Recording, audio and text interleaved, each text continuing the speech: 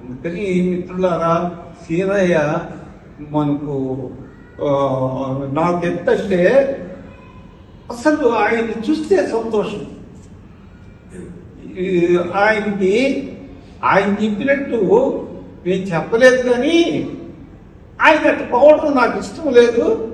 ఏది సీనయ్య అనేవాడే కానీ ఆయన చెప్పినట్టు నేను చెప్పలే.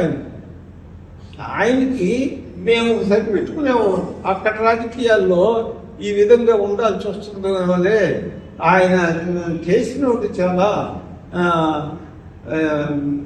స్టూడెంట్స్ ఫెడరేషన్ ఉంటే కాకుండా పార్టీ కూడా వాళ్ళు చేసినోడు అనేటువంటి దాంతో మేము దానికి ఏమి మెచ్చుకోవాలి.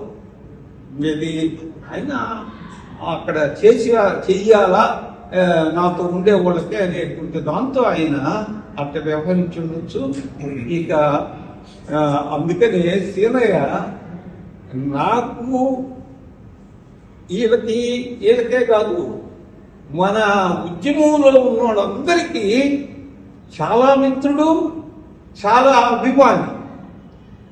అందుకని అది ఇంతవరకు నేను చెప్పి